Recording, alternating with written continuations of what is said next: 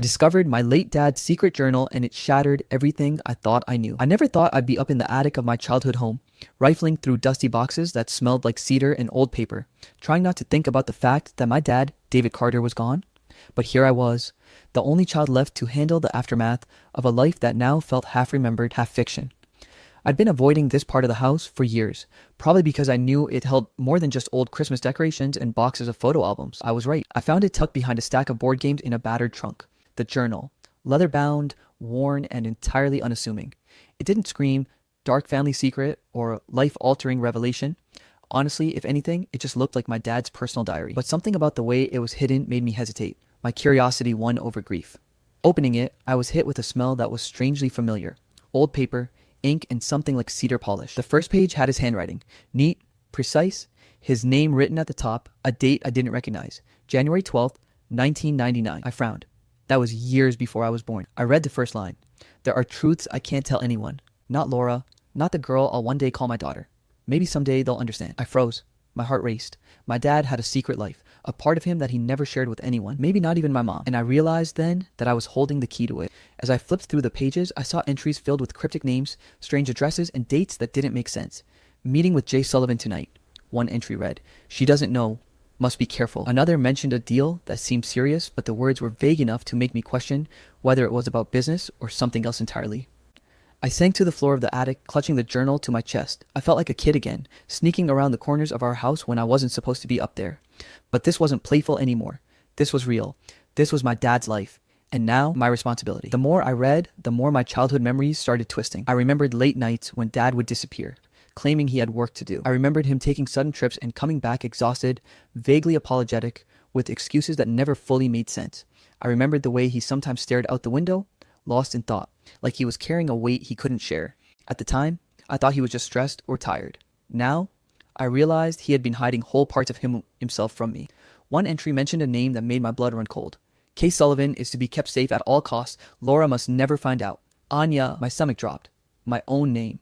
But it wasn't in a loving context. It was like I was part of a puzzle I didn't even know existed. I tried to process it. Who was Kay Sullivan? Why was I mentioned in connection with someone my dad didn't want my mom to know about? The entry suggested a life of secrets, maybe even lies that spanned decades.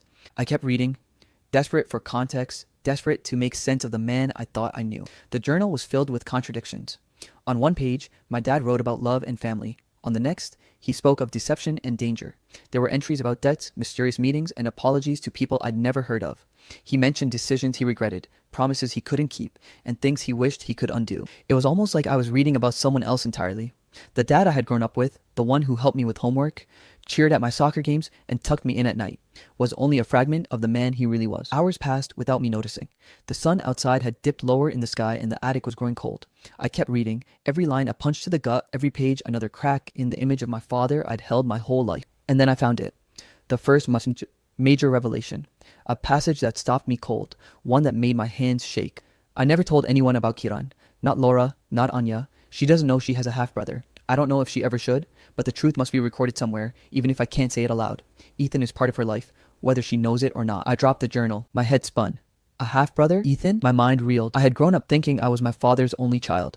I had shared secrets with my mom, laughed with my dad, planned my future with a sense of knowing my family completely, and now I realized I hadn't known anything at all. My dad had lived an entire life parallel to the one I knew, one that I was just beginning to uncover. I sat there, trembling, feeling like the floor beneath me had disappeared.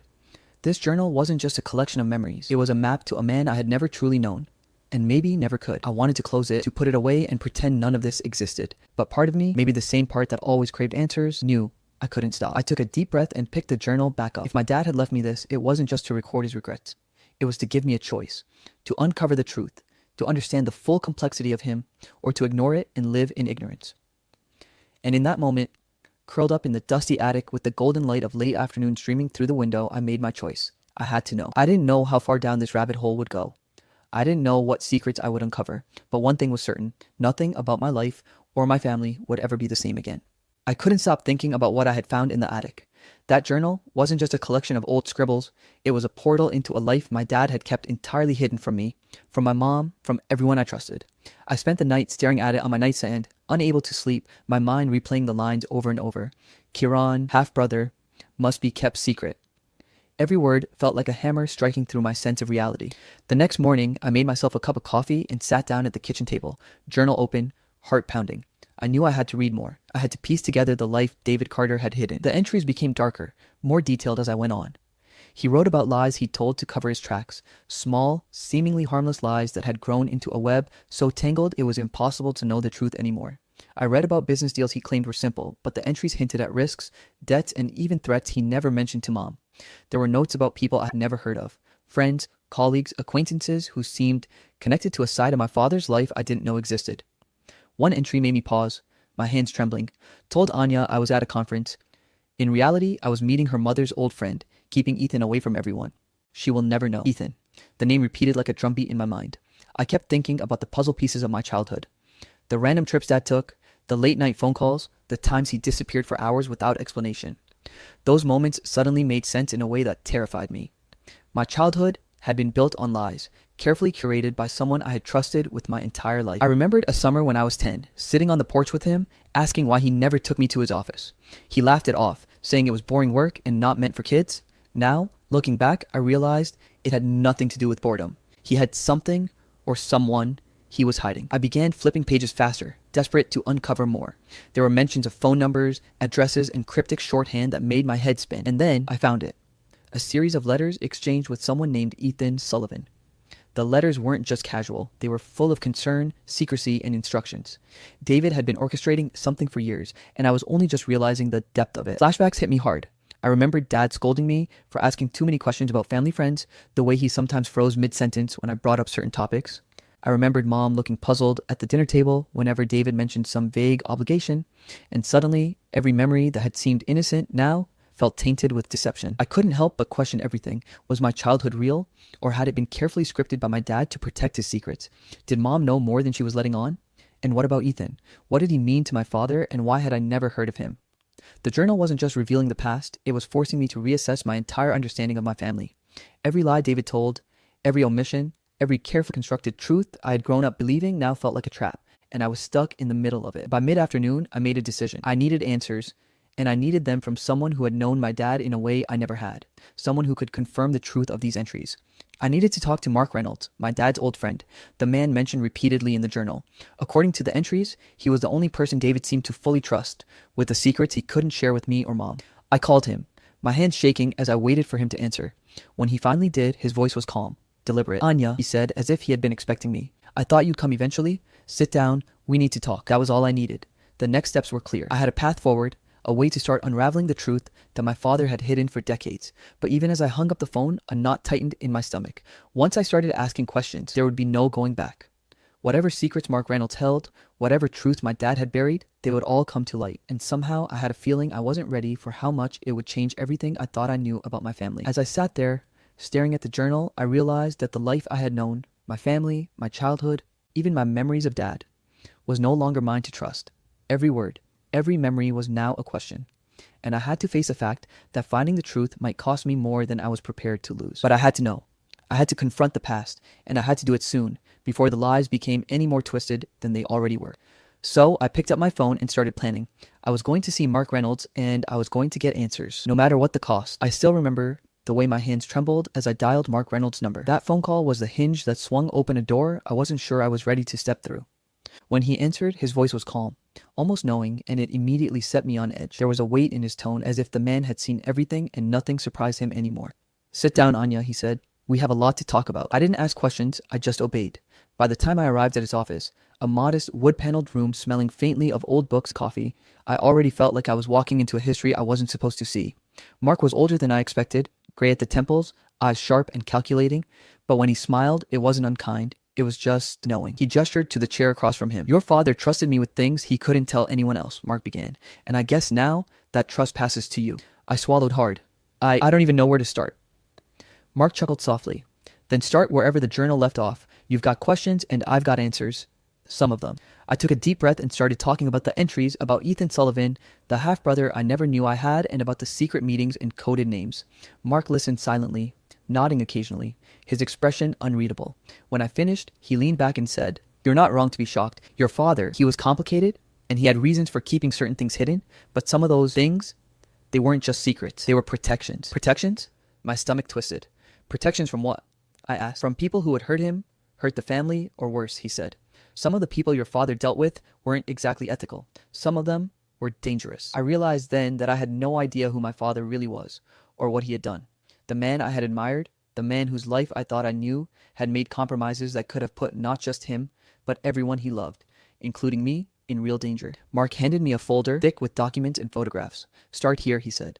These are people your father worked with, people he trusted and people he feared.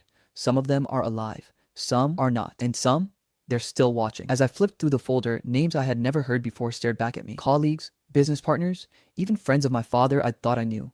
But the photos told a different story. My dad shaking hands with men whose eyes were cold and calculating, or meeting women whose faces were unfamiliar, but whose presence suggested secrecy and influence. I felt a chill run down my spine, and then came the betrayal, the first real sting of it. One of the names in the folder was familiar, a face I recognized immediately. Riley, my best friend since college, the same Riley who had promised to help me navigate my father's secrets. She was listed in one of my dad's old contact notes with a warning attached. Riley cannot be trusted. Keep her in the dark about Ethan. She may become a liability. I couldn't believe it. Riley, the person I had leaned on for everything? My stomach knotted, and for a moment I didn't know if I could continue. Mark noticed my hesitation. Your father, he didn't always make perfect judgments. He trusted people for reasons only he understood. Sometimes he was right. Sometimes he wasn't.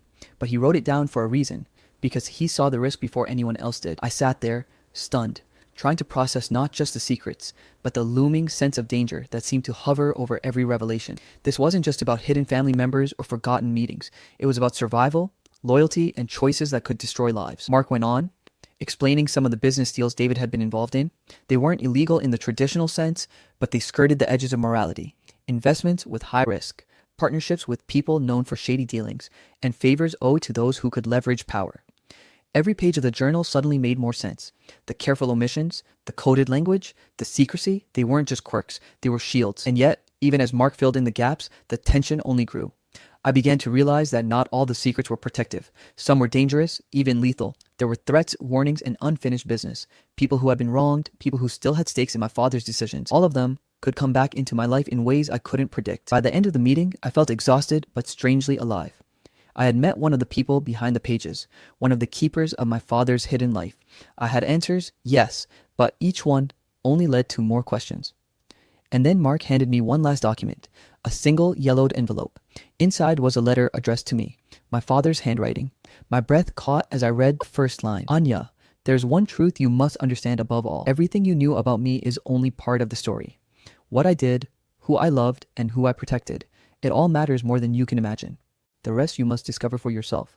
But beware, some truths are heavier than greed. I folded the letter carefully, feeling a weight settle over me. The revelation hit me like a punch. My father's life, the man I had trusted without question, was not only complex, it was dangerous, morally ambiguous, and tied to people I had never met. And now, those truths were mine to uncover. As I left Mark's office, the sun setting over the city, I realized something crucial. I could never look at my father or my life the same way again. The man I had thought I knew was gone, replaced by a figure far more complicated and shadowed than I had ever imagined. And if I wanted to understand him, I had to face not only the secrets in the journal, but the people behind the pages. People who might not want those secrets revealed. The world my father had left behind wasn't just a memory. It was alive, dangerous, and waiting for me to step into it. And I was ready, or as ready as anyone could be, to find out the truth. I spent the next few days in a haze. The journal was never far from my side.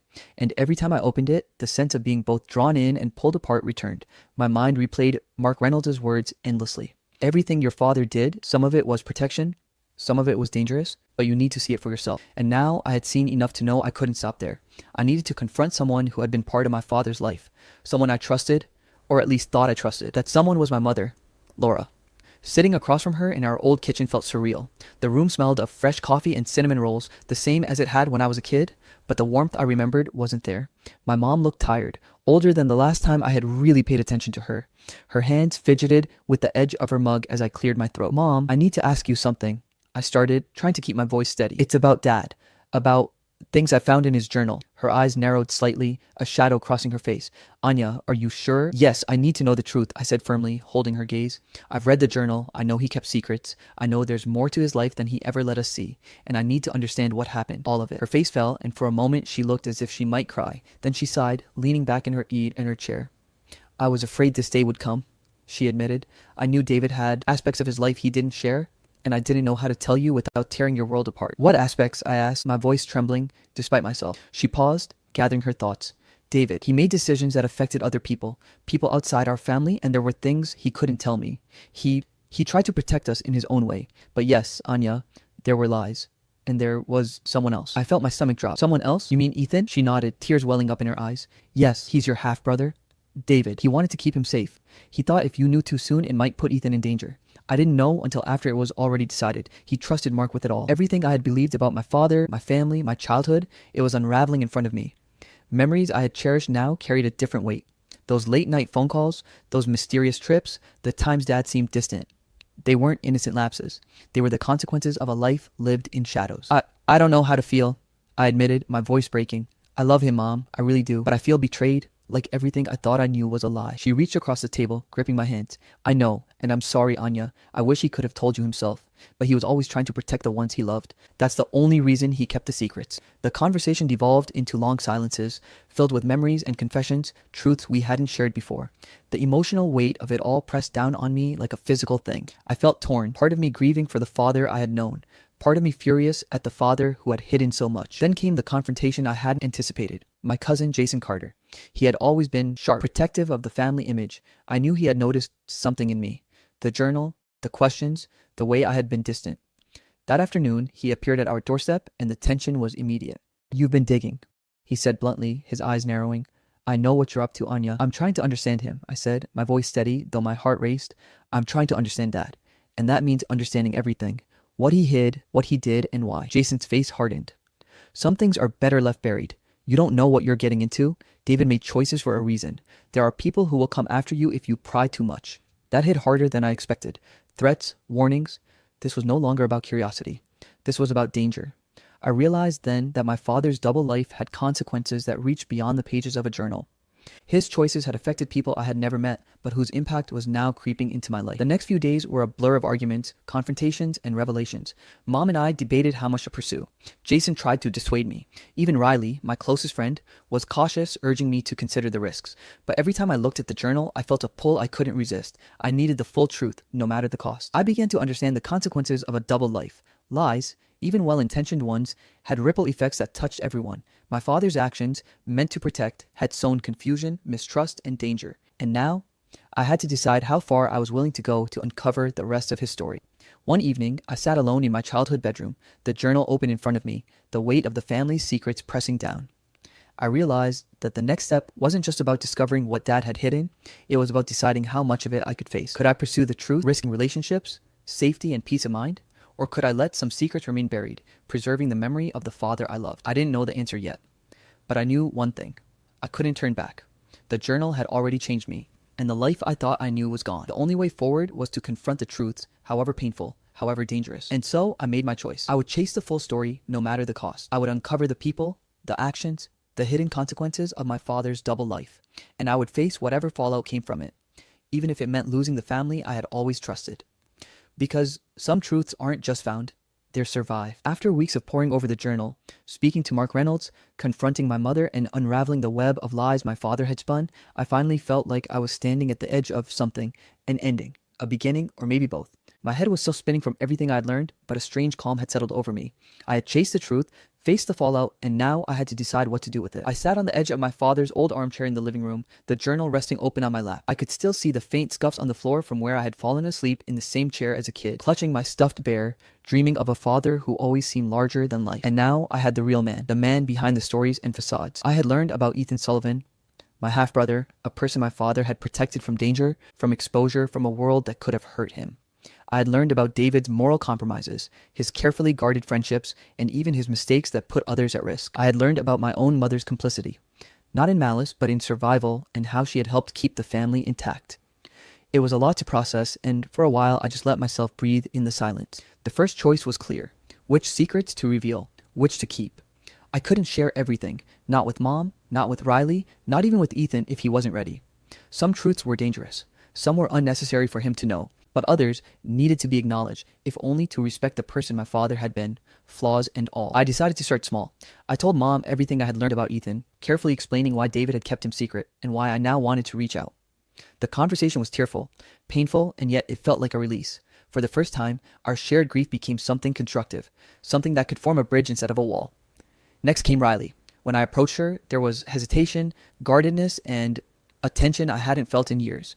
But I explained everything: the journal, the warnings, my confusion, my need for allies, and navigating the strange, dangerous landscape. She listened, she apologized, and slowly I realized that betrayal isn't always permanent. Trust can be rebuilt when honesty becomes the foundation. As for Jason, my cousin, I knew I couldn't make him understand. He had been protective of family appearances, invested in keeping the past tidy. I left him with the knowledge that I was moving forward on my own terms. I didn't need his approval, I needed clarity. The most challenging part, though, was my own reflection. I had loved my father and I had hated him. I had admired him and I had questioned him. I had carried grief and anger, pride and disappointment, all tangled together. But I had learned something fundamental. David Carter was human. He was flawed, he had made mistakes, he had hidden things, he had protected people, he had loved fiercely in his own imperfect way. I thought back to my childhood, to the ordinary moments that now had new significance. The late night walks, the whispered jokes, the quiet reassurances, all of it was real, even if incomplete. And in acknowledging the hidden parts, I could finally honor the whole person, not just the version I had idealized. There was a bittersweet beauty in it. I realized that the journal wasn't just a record of his secrets, it was an invitation to see him fully, to see myself fully, and to accept the complexity of life and family. Some truths I would carry quietly, some I would share when the time was right. The decision to reach out to Ethan came next. I drafted a letter, simple but sincere. I introduced myself, explained who I was, and acknowledged the circumstances of our connection. I didn't know if he would respond or if he was even ready, but I had to take that step. I had to honor the choice my father made to protect him while also taking responsibility for building a relationship now. In the evenings, I continued reading the journal, absorbing the moments I had missed and the intentions I had misunderstood. There were entries that made me laugh, entries that made me cry, and entries that made me feel like I was in the room with my father, understanding him in ways I never had before. And then, on the very last page, I found a note that made my breath catch. Anya, if you are reading this, then you have chosen to face the truth. You are stronger than I ever imagined. Some things will hurt you, some will terrify you, and some will bring joy you never expected. But remember, life is never simple. Love, fear, regret, hope, they all coexist. And in that coexistence, you will find yourself. I closed the journal and held it to my chest, feeling the weight of his words, and in that moment, I felt a kind of peace. But the twist, the final lingering shadow of the past, came when I went to my father's old study one evening, intending to archive the journal safely. Behind a loose panel in the wall, I found a small envelope addressed to me. My hands shook as I opened it. Inside was a single key and a note in my father's handwriting. For when you are ready. Everything else is hidden behind this door. Some truths are too dangerous to be written down. Use it wisely. I stared at the key, heart hammering. Even now, years after his death, my father had one final secret waiting for me. A secret he had trusted only me to uncover. And in that moment, I realized my journey wasn't over. The journal had given me answers, yes. But it had also opened doors I wasn't sure I was ready to walk through. I took a deep breath, sliding the key into my pocket. Some part of me wanted to stop, to preserve the peace I had just begun to feel. But another part, curious, fearless, determined, knew I couldn't. I had accepted the complexity of my father's life. Now I had to face it fully, on my own terms. And so, I did what my father had hoped I would. I embraced the unknown, ready to uncover the next layer of the man who would shape me, hidden from me, and now, through me, could continue to teach me about love, life, and the fragile power of truth. Because some legacies aren't written in words. They're discovered, lived, and carried forward. And mine was just beginning. So, this is like peeling back layers of a deeply intricate family mystery. The narrative grips the reader immediately with the discovery of the journal, creating a perfect balance between emotional depth and suspense. Anya's journey is compelling because it's both intensely personal and universally relatable. She grapples with grief, betrayal, and the shocking realization that the life she thought she knew was only part of the story. Each chapter carefully escalates tension, from uncovering hidden family members to confronting moral ambiguities in her father's past, all while exploring the ripple effects of secrecy on trust and relationships. The story excels in portraying the complexity of human relationships.